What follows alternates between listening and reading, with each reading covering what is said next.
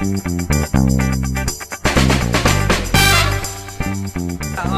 I play the role of Jake. He's a teacher in the school that Marian works in rin. He comes from a rich background. He's kind of spoiled in a way, parang medyo mayabang. But the thing he loves doing the most is he loves to teach. That was like his aspiration growing up.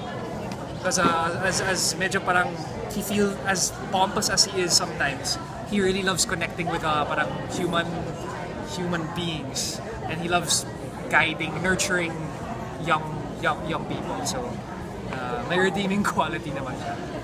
So yeah, that's my character. So you actually leveled up from Jollibee. Definitely. Sobrang level up, no? I was talking to her kanina. I was like, commercial lang tayo before. Ngayon, dito na tayo. How the hell did that happen? But yeah. Was this role given to you ba? Or did you audition?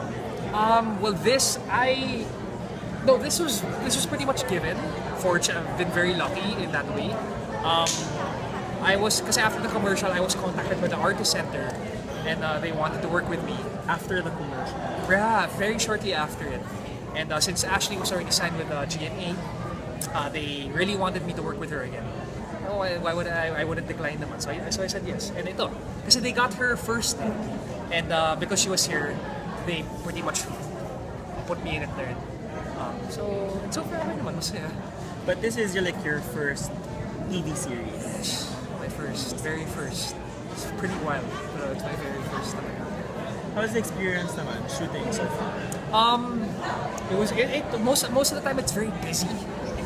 Because we shoot a lot of things in one day. And the hours get pretty long. But it's really I wouldn't really trade it for anything, because like you spend a lot of time with your co-actors. You get to learn a lot more about the industry, the little things, the little nuances na you thought you'd never learn, but it will make a big difference pala. That's very valuable to me. And it's a learning experience, I guess, is what I'm trying to say. Working this, it's been a very big learning experience for me. In a good way. Do you think it's gonna be a challenge now that you're starting your career in showbiz and mainstream to break out from the Jollibee persona? The people know you. Right. But I'm not really thinking about it like that. I understand the people know me the best as the kid who wrote the notes on the burgers. I understand that. But I feel like through my work, people will start to understand na pwede pala akong gumawa ng ibang mga roles, ibang mga characters, ibang mga projects. So, am I worried? Not really, because I'm confident na my work will show na I can do other things as well than commercials. So,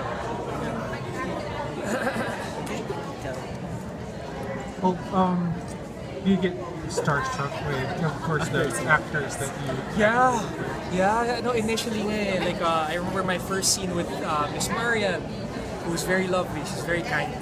I remember I had maybe 2 lines lang, but I couldn't do it. Kasi every time, I was looking directly at her face. But every time I was like, nagsa-stutter bigla ako. Because I was like, grabe, I'm talking to Marian Reve.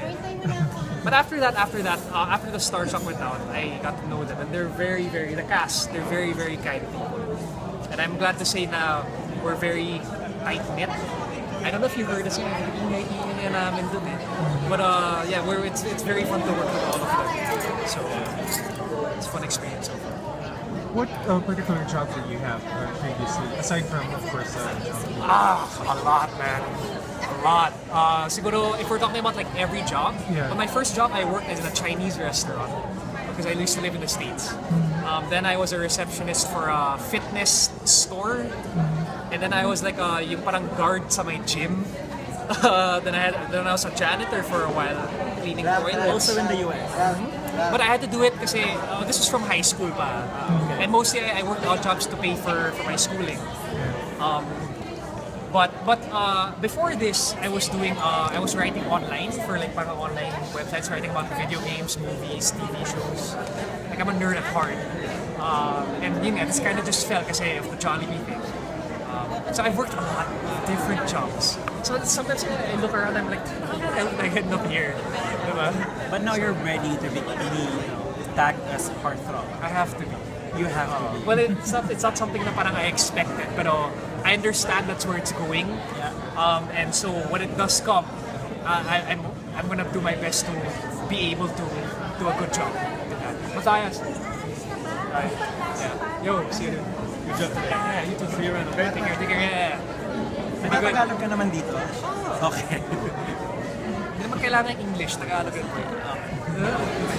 Hello po mga kapuso, ito po si Enrico Cuenca. I'd like to invite all of you to watch the premiere of Superman. I promise you will have a great time and I promise sobrang saya. So please tune in. Thank you very much.